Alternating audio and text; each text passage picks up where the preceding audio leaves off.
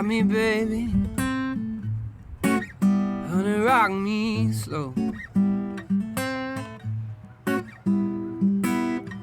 Rock me, baby. Honey, rock me slow. I want you to rock me, baby, till I want no more.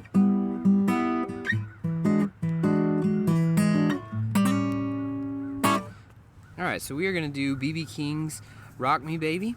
It's been covered by a lot of different people, but I really like, obviously, B.B. King's the original on this one, so it's really, really cool. And I typically play this in the key of A, and I'll show you why. But you can also play it in any other key you want to once you learn the basic shapes, because this is just a 12-bar blues all the way through with just kind of a cool riff underneath it. But you can play any key you want to that best suits your singing. It doesn't matter. But I'm going to do it in the key of A, and I'll show you why I like the key of A the most. Not just for singing, but for playing as well. Okay, so again, it's a 12-bar in A. So you're just going to be using your blues chords in A.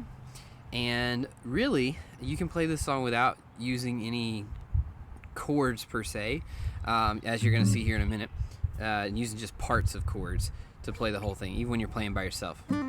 Alright, so the first part in a 12-bar blues is over the one chord, which in this case is an A. Okay, and so it goes like this.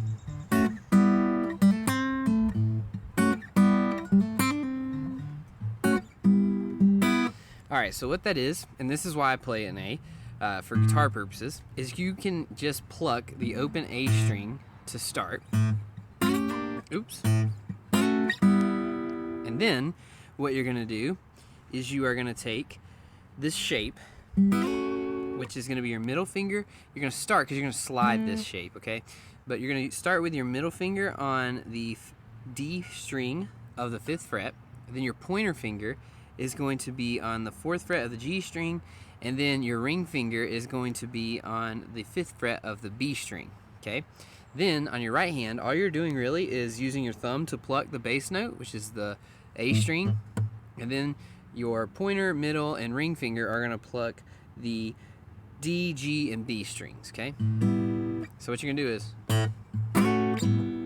so you're going to take that shape, pluck the A.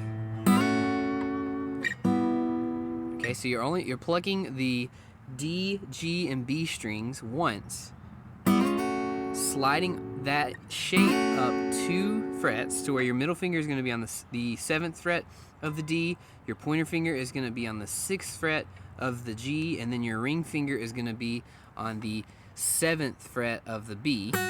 So again, that's going to be. Now, you could keep playing that over and over again.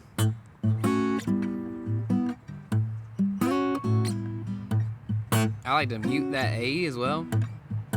Get a little bit of a Robert Johnson feel.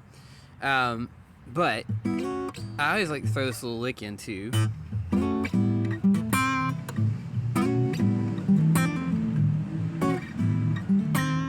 And all that is you're going, which is you're playing the 5th fret of the D string, hammering onto the 7th, then the 5th fret of the G, and then back to the 7th fret of the D.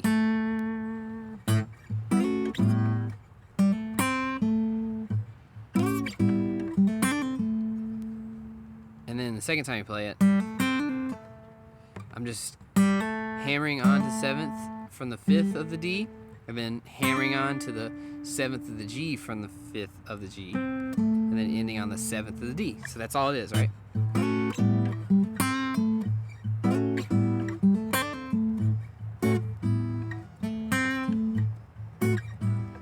Alright, you don't have to play that lick. There's plenty of licks you could just put in between that if you wanted to kind of spice it up a little bit, right?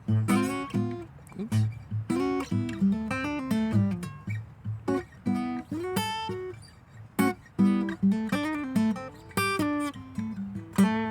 Whatever you want to do.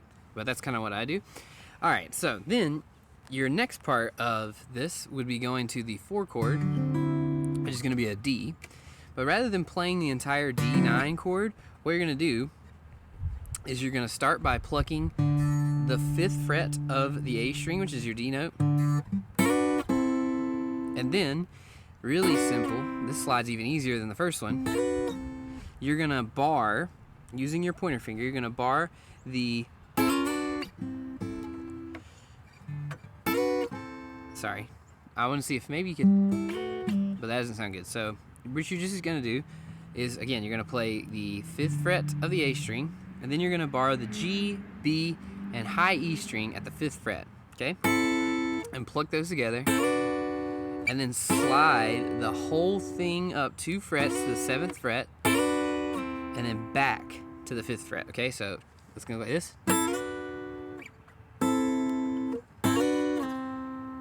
So ignore my thumb. You don't have, that doesn't, it's not doing anything. I always wrap it around, so it's not playing anything. So I'm trying to do it like this, just so that's all it is. And then the root note again.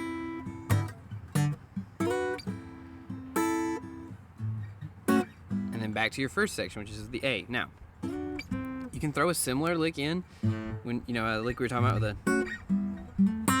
with the A. You can do it with the D as well, which would be.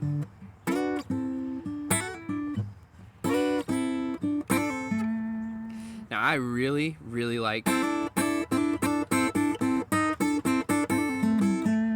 think it's like a Stevie Ray Vaughan kind of.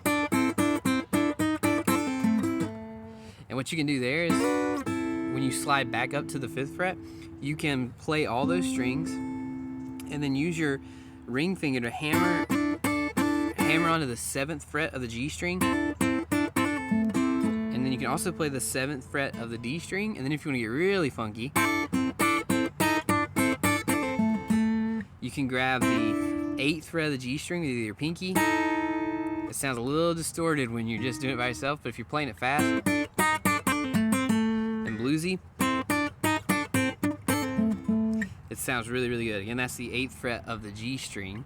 That's kind of the blues note in the minor pentatonic. All right, so what we got so far is we got the first part, and then we're switching to the second part. Obviously, you do that 4 beats, but we're not doing that. We're gonna go straight to the D.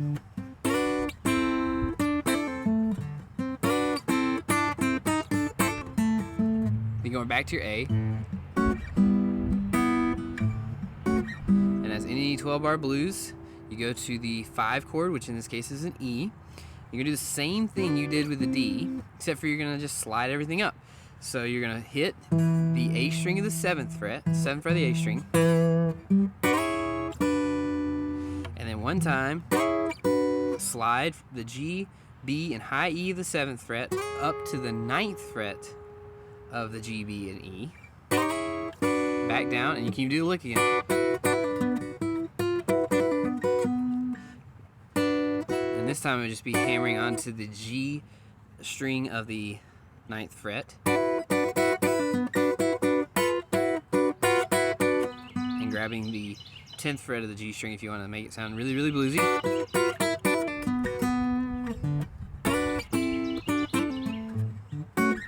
Then you go back to the same thing you did with the D chord. Back to the A chord. Play that twice. This is a little different. Go.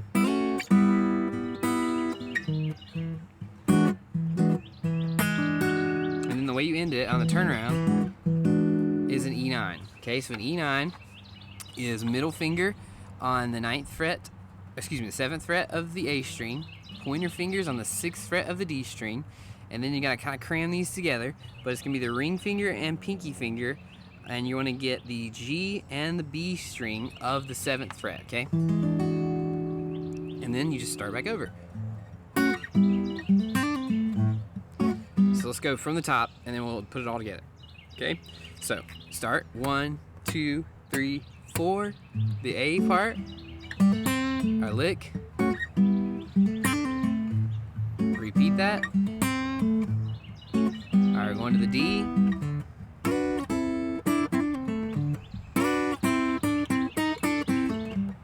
Back to the A. Now the E. D. A.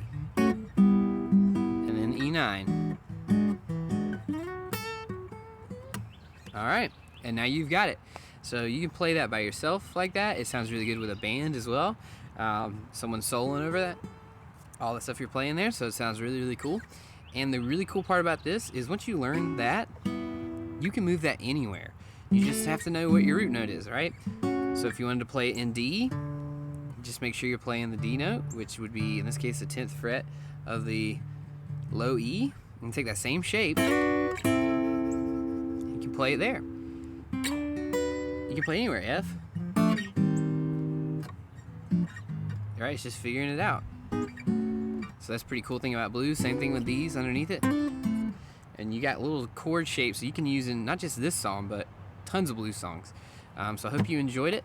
Let me know in the comments if there's anything I can clarify. The only thing I can think of is that I don't know what key B.B. King plays this in off the top of my head. But I like it in A. Again, you can use it in any key you want to. So I hope that was helpful.